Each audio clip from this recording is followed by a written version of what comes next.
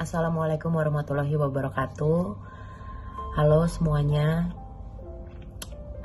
Kali ini aku upload videonya agak berbeda, tidak seperti biasanya, karena aku mau share sesuatu yang belum pernah aku share sebelumnya.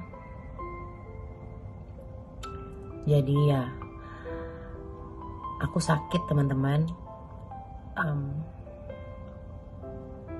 Dari awal Januari kemarin, aku divonis memiliki tumor di tiroid aku, grade 4. Aku juga masih shock sampai saat ini.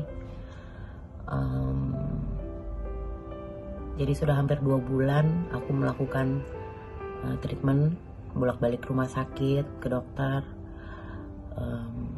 dan tumor ini harus segera diangkat. Tuh. Jadi hari ini, mungkin pas teman-teman lagi nonton video ini, itu aku lagi ada di kamar operasi. Aku mohon maaf lahir batin sama semuanya. Doain semoga pengangkatan tumor di leher aku ini berjalan dengan lancar. Semoga